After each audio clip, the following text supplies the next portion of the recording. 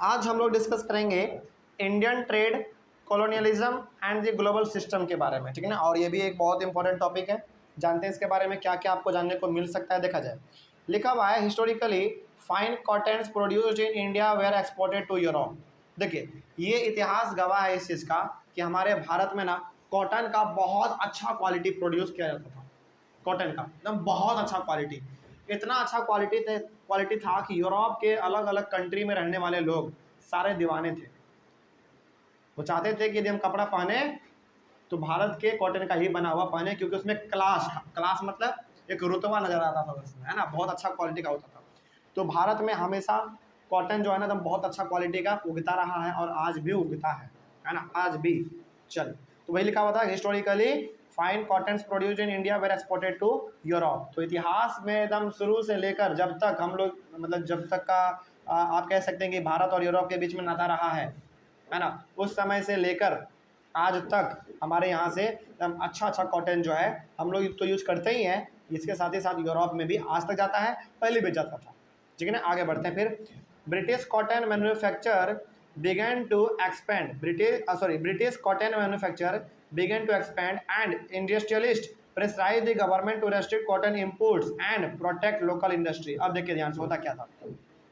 होता ये था कि हम लोग हालांकि बहुत हद तक अंग्रेज लोग यहाँ से खरीद के लेके जाते थे, कॉटन सिल्क ये सब खरीद के लेकर जाते थे और वहाँ पे सामान उससे कॉटन से सिल्क से कपड़ा बनाते थे। इसके साथ ही साथ पीछे से हम लोग भी तो लगे हुए थे। हम लोग भी क्या करते थे, कॉटन को भारत से लेते थे और जाके उसके देश में जाके बेच के आते थे, है ना, ताकि हमको प्रॉफिट ज़्यादा मिल सके। तो वहाँ के लोगों ने क्या किया, अपने गवर्नमेंट को क्या कहा कि देखिए भारत के लोग यहाँ पे आ रहे हैं बेचने के लिए, हमको मौका नहीं मिल पा रहा है ना, तो उसको यहाँ पे रोक लगाइए। सुनिए मेरे बात को ध्यान से सुनिए। यहाँ पे ये हो रहा था कि सबसे पहली बात तो अंग्रेज लोग भारत से कॉटन को सिल्क को खरीदते थे और जाके अपने देश यूरोप में बेचते थे। इसके साथ ही साथ पीछे से ये काम और कौन कर रहा था, भारत के लोग खुद कर रहे थे। वो भारत से कॉटन को खरीदते थे छोटे मोटे किसानों से और वो भी जाके यूरोप में बेचते थे। तो यूरोप के लोगों को लगने लगा कि अरे भाई, जो हम बेच रहे हैं वही तो भारत का लोग भी बेच रहा है ना, तो ये क्या करेगा, मार्केट को पूरा कैप्चर कर लेगा। तो वहाँ के यूरोप के लोगों ने यूरोप के गवर्नमेंट से कहा कि इनके ऊपर रोक लगाइए कि ये लोग यूरोप में ना आ पाए, है ना। जब नहीं आएगा तो मौका केवल किसको बेचेगा, किसको मिलेगा अपने सामानों को बेचने का, यूरोप के लोगों को मिलेगा मौका। तो यहाँ पे हम लोगों को रोक दिया गया। उसके बाद tariffs were imposed on cloth imports into Britain, the inflow of fine Indian cotton began to decline. अब जब वहाँ के गवर्नमेंट ने हमारे ऊपर प्रतिबंध लगा दिया कि अब आप लोग ब्रिटेन में आकर यानी कि यूरोप में आकर अपने सामानों को नहीं बेच पाएंगे, लेकिन मतलब कि बेच तो पाएंगे लेकिन उन्होंने लगा दिया टैरिफ। टैरिफ क्या होता है, टैरिफ से होता है टैक्स, समझ में आ गया। अब ये इतना ज़्यादा टैक्स होता था कि जितना आप बेचिएगा उससे कहीं ज़्यादा तो आपको टैक्स देना पड़ जाएगा, तो फायदा क्या हुआ आपका।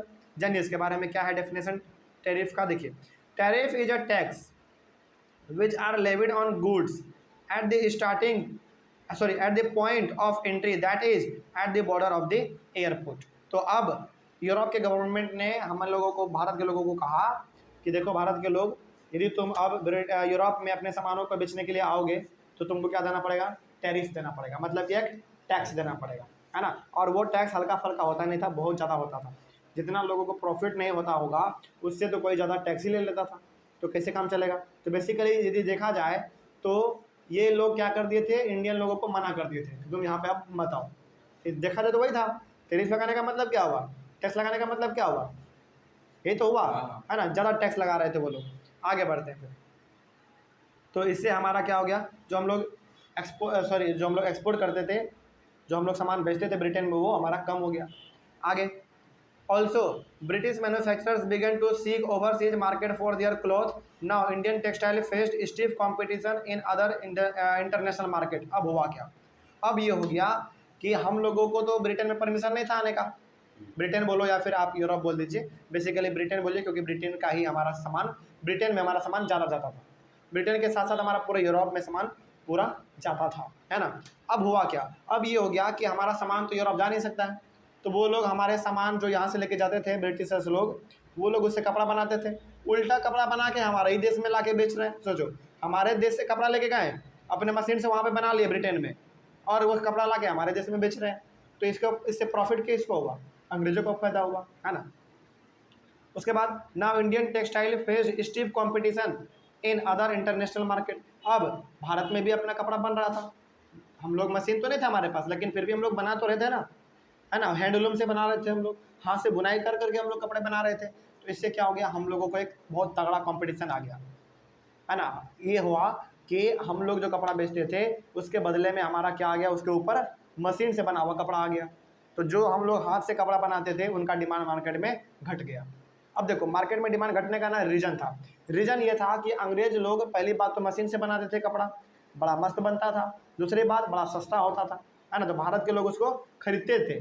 भारत के लोग जो भारत में खुद बना रहे हैं उसको नहीं खरीदते थे, क्योंकि वो हाथ से बनाते थे, उनको समय ज़्यादा लगता था, उनका प्राइस ज़्यादा होता था। तो भारत के लोग भारत के कपड़े को नहीं खरीदते थे, बल्कि अंग्रेज के कपड़ों को खरीदते थे, ठीक है ना। और भारत के लोगों का शौकीन भी अलग था, शौक भी अलग था, कह रहे अरे अंग्रेज के कपड़ों को पहन रहे हैं भाई, है ना। चलो आगे बढ़ते हैं, फिर क्या तक समझ में आएगा।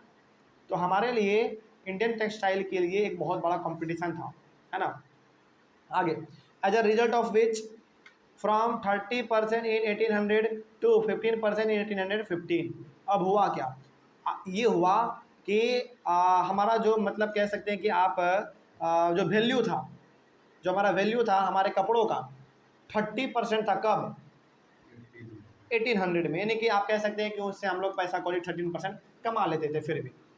लेकिन अब जब मशीन से बने हुए सामान आने लगे तो वही 15 साल के बाद 15% पे आ गया, यानी कि 1815 में हमारा घट के वैल्यू उसका 15% आ गया। In 1870 this proportion had dropped to below 3%। सोचो हमारा मतलब कि मार्केट में हमारे बने हुए कपड़े का डिमांड धीरे धीरे खत्म होने लगा था, लोग खरीद ही नहीं रहा था, है ना। तो केवल 3% बच गया था। 1800 में अंग्रेज थे। हाँ बिल्कुल थे, 1800 में अंग्रेज थे, बिल्कुल थे। चलिए आगे बढ़ते हैं फिर। But exports of raw material increase equally fast. लेकिन देखो हमारे यहाँ का ना कपड़ा जो है ना बिक नहीं रहा था, बना हुआ कपड़ा बिक नहीं रहा था। लेकिन यहाँ से जो कच्चा माल एक्सपोर्ट होता था ना वो बहुत फास्ट होता था, क्योंकि अंग्रेज़ों को मालूम था हम यहाँ से कच्चा माल लेके जाएंगे, कॉटन सिल्क ये सब लेके जाएंगे, वहाँ पे हम लोग खुद बनाएंगे। तो बने हुए कपड़े को वो लोग जब यहाँ पे बेचता था तो हमारे बने हुए कपड़े नहीं बिकते थे, लेकिन हमारे यहाँ से रॉ मटेरियल बहुत ज़्यादा जाता था, क्योंकि अंग्रेज बना के उससे क्या लेकर आते थे, यहाँ पे दोबारा कपड़े बना कर लेकर आते थे।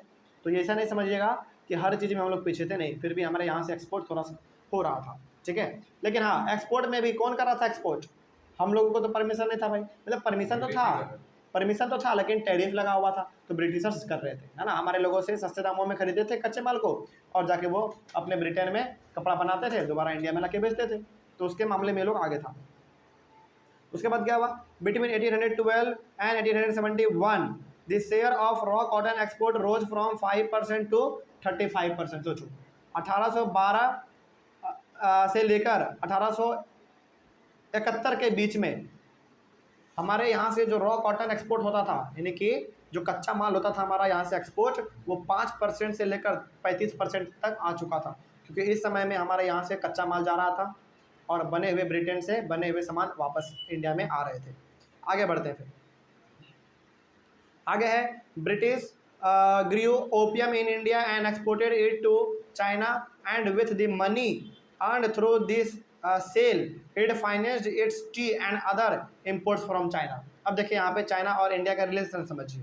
होता क्या था, होता ये था कि चाइना में ना चाय बहुत ज़्यादा उगाया जाता था और इंडिया में उस समय पे ओपियम ज़्यादा उगाया जाता था।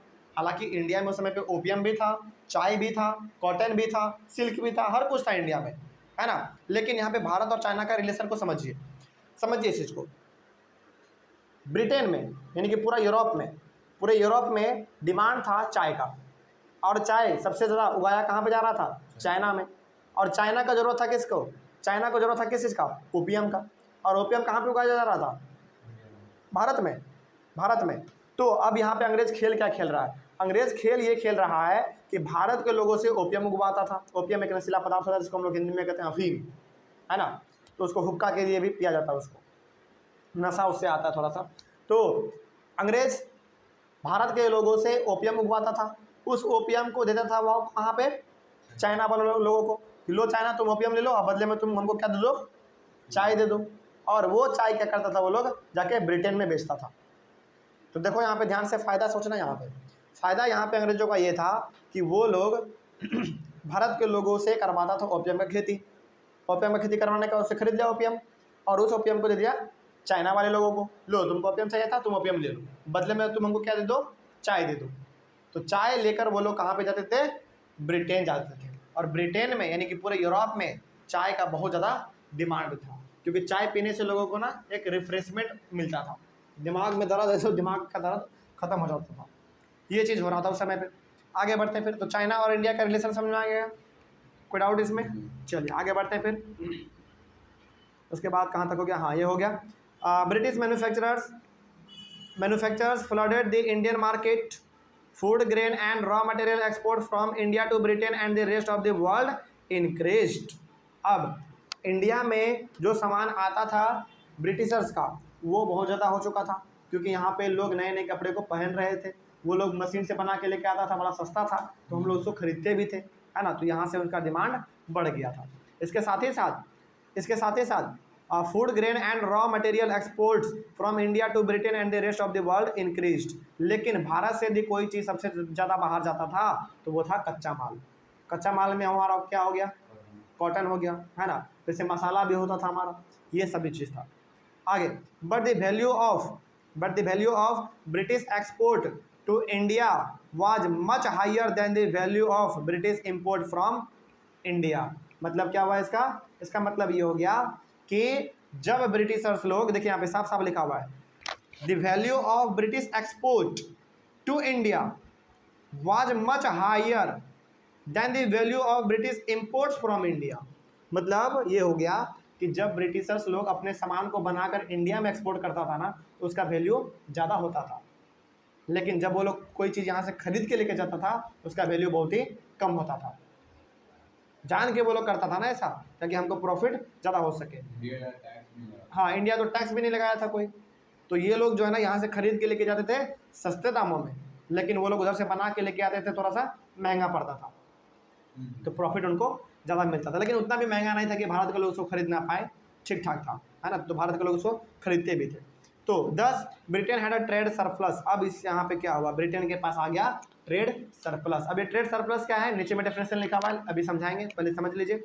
With India Britain used this surplus to balance its trade deficit with other countries. अब समझिए पहले कि आखिर ट्रेड सरप्लस होता क्या। देखिए, it is a situation under which value of exports is more than imports. मतलब क्या हुआ इसका मतलब ये हो गया कि जब आपके कंट्री में कोई सामान आ रहा है, हाँ, जब यदि आपके कंट्री में कोई सामान आ रहा है उसका दाम क्या हो जाए, नहीं देखिए यहाँ पे, it is a situation under which value of export is more than the imports. तो जो सामान आप यहाँ से भेज रहे हैं उसका दाम यदि ज़्यादा हो जाए आने वाले सामान से, उसको हम लोग कहते हैं ट्रेड सरप्लस। तो ये कौन किसके पास ऐसा हो गया था, ब्रिटेन के पास, क्योंकि ब्रिटेन वाले लोग भेजते थे जो सामानों को, उसका दाम क्या था, ज़्यादा था, और जो वो अपने यहाँ पे लाते थे उसका दाम कम था। जैसे वो लोग अपने देश से क्या भेजते होंगे, बने हुए सामानों को भेजते थे, शर्ट पैंट ये सब बने हुए, तो उनका दाम ज़्यादा था, लेकिन वो जो कच्चा माल लेके जाता था भारत से अपने कंट्री में, उसका बहुत ही कम दाम था। तो यहाँ पे ब्रिटेन के पास क्या था, ट्रेड सरप्लस था। तो ट्रेड सरप्लस का मतलब हो गया कि मोटा मोटी उनके पास प्रॉफिट ज़्यादा था, है ना। और उस प्रॉफिट से वो करता क्या था, उस प्रॉफिट से वो ये करता था कि जिस कंट्री से उसका थोड़ा सा प्रॉफिट अच्छा नहीं हो रहा है उसको वहाँ पे मेंटेन कर देना, है ना। चलिए, तो ये हो गया हमारा ट्रेड सरप्लस। अब आगे बढ़ते हैं फिर, उसके बाद हमारा एक और आता है multilateral settlement system. Multilateral settlement system ये क्या है, जानते हैं इसके बारे में। It allows one country's deficit with another country to be settle by its surplus with a third country.